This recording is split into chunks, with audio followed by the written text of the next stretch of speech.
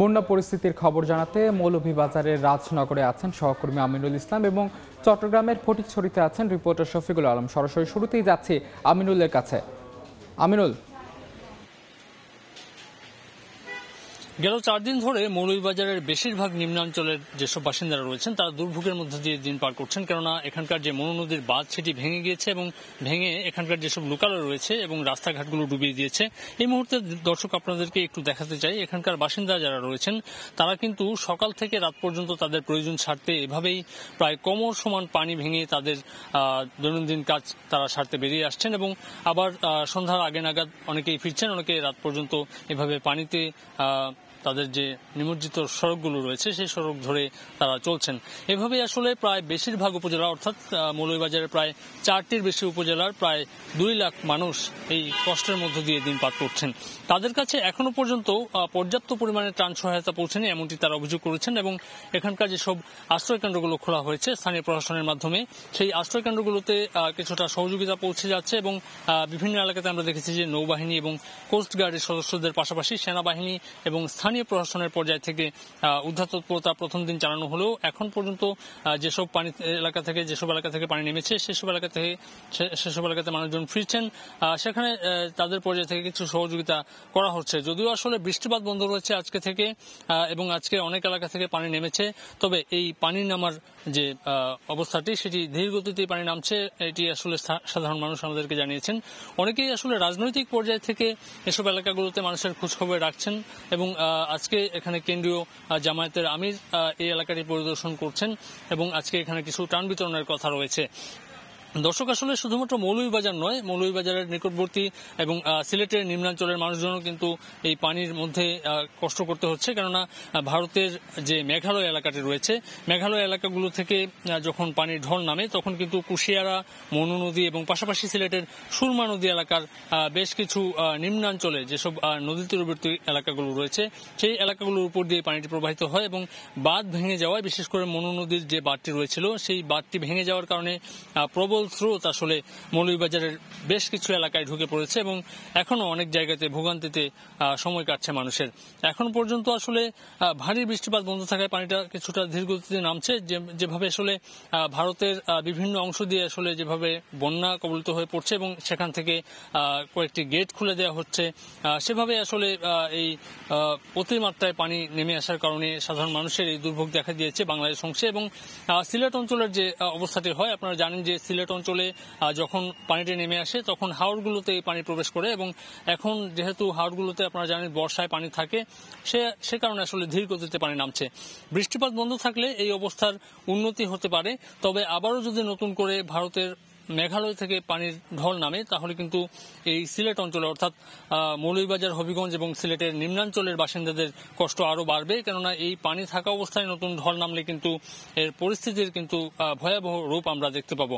যদিও আসলে প্রশাসনের পক্ষ থেকে বলা হচ্ছে যে পর্যাপ্ত পরিমাণে আশ্রয় কেন্দ্র খোলা রয়েছে এবং পর্যাপ্ত পরিমাণে প্রস্তুতি রাখা হয়েছে। সাধারণ মানুষ যদি বড় আকারের বন্যার মুখোমুখি হন, দীর্ঘস্থায়ী বন্যার মুখোমুখি হন, তাহলে কিন্তু সেনাবাহিনীর যে তৎপরতা সেটি আরো বাড়ানো হবে। পাশাপাশি আমরা সকাল থেকে কোস্টগার্ড সদস্যদের দেখেছি বিভিন্ন এলাকায় ঘুরতে, তারা সেই সব মানুষজন যারা দুর্ভোগে থাকবেন তাদেরকে তাদের পর্যায় থেকে সহযোগিতা করতে প্রস্তুতি রয়েছে।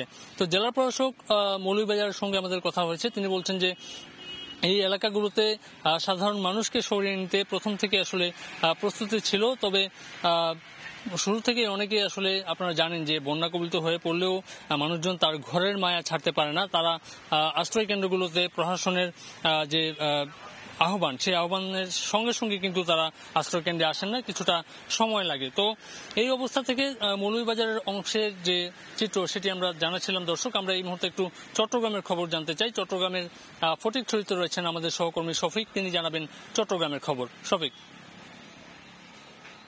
চট্টগ্রামের পূর্ব ফটিকছড়িতে আমি আছি। এখানে কিন্তু বিস্তীর্ণ এলাকা, বাসাবাড়ি, ঘর বাড়ি কিন্তু আসলে তলিয়ে গেছে। মানুষ যারা আটকে ছিল বিভিন্ন ঘরে, তারা কিন্তু এই যে বস্তা নিয়ে ঘর থেকে তারা কিন্তু বের হয়ে আসছেন। কি অবস্থা মানুষের আসলে দেখতে পাচ্ছেন, আপনারা দেখতে পাচ্ছেন মানুষ এখানে কোমর সমান, হাঁটু সমান পানি মারিয়ে কিন্তু বিভিন্ন জায়গায় আপনারা যাচ্ছেন। এবং এখানে বলে রাখি, চট্টগ্রামে যে বিভিন্ন যে ফটিকছড়ি, এখানে যে কোটা আন্দোলন সংস্কারের যে সমন্বয়ক রয়েছে এবং চট্টগ্রাম বিশ্ববিদ্যালয়ের যে সমন্বয়করা যারা রয়েছে তারা কিন্তু কিন্তু এখানে কিন্তু তারা এই দল বেঁধে বিভিন্ন জায়গায় কিন্তু তারা কিন্তু কাজ করছে। আপনি হয়তো দেখতে পাচ্ছেন যে মোটরসাইকেল নষ্ট হয়ে গেছে এবং হাত জাল দিয়ে মানুষ মাছ ধরছে। এবং চট্টগ্রামের যে শুধু এই যে ফটিকছড়ি না, চট্টগ্রামের রাউজান, রাঙ্গুনিয়া, ফটিকছড়ি, হাটহাজারী এবং খাগড়াছড়ি তো আছেই। এই যে খাগড়াছড়ি থেকে নেমে আসা যে পানি, যে হালদা পানি দিয়ে সেখানে পুরো এলাকা কিন্তু ডুবে গেছে এই চট্টগ্রামের বিস্তীর্ণ এলাকা। এবং এখন পর্যন্ত আমাদের যে তথ্য আছে এখানে প্রায় 9টি উপজেলায় পানি উঠে গেছে এবং 5 জনের মতো মানুষের মৃত্যু হয়েছে আমরা জানতে পেরেছি। এবং প্রায় 50 থেকে প্রায় 50,000 হেক্টর জমিতে নষ্ট হয়ে গেছে, অর্থাৎ যে ফসলি জমি এবং মাছের ঘের সবগুলো কিন্তু নষ্ট হয়ে গেছে এবং মানুষের দুর্ভোগের মধ্যে ছিল। আমি এই যে জায়গায় দাঁড়িয়েছি এখানে কিন্তু গত 2 দিন আগে গলা সমান পানি ছিল, অর্থাৎ এখন পানি নামতে শুরু করেছে। চট্টগ্রামের এই ফটিকছড়ি, হাটহাজারী এই এলাকা থেকে পানি এখন নামতে শুরু করেছে। গত 2 দিন আগে কিন্তু অবস্থা একেবারে নাজুক ছিল। তবে এখানে একটু সুখবর, সেটি হচ্ছে যে কোটা আন্দোলনকারী যে সংগঠন রয়েছে যারা কিন্তু বিভিন্ন জেলা উপজেলা বিভক্ত, অর্থাৎ চট্টগ্রামের যে বিভিন্ন জেলাগুলো রয়েছে উপজেলাগুলো রয়েছে, বিশেষ করে ফটিকছড়িতে একটি কমিটি আছে, সেই কমিটির মাধ্যমে কিন্তু তারা বিভিন্ন জায়গায় ত্রাণ সামগ্রী তারা দিচ্ছে।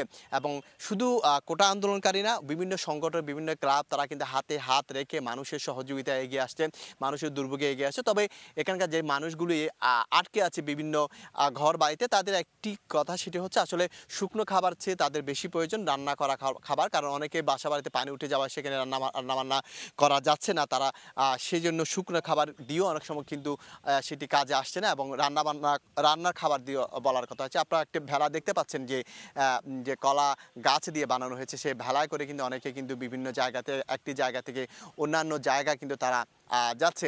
তো চট্টগ্রামে আরেকটি বিষয় যে বারবার বলা হচ্ছে, চট্টগ্রামে যে কাপ্তাই বাঁধ, যে রাঙ্গামাটির যে কাপ্তাই বাঁধ রয়েছে সেটি নিয়ে মানুষের মধ্যে এক ধরনের সন্দেহ দেখা যায়, ভয় আতঙ্ক দেখা যায় সেই কাপ্তাই বাঁধের পানি ছেড়ে দেবে কিনা, কারণ সেই কাপ্তাই বাঁধের পানি ছেড়ে দিলে কিন্তু আরও বিস্তীর্ণ এলাকা কিন্তু ডুবে যাবে।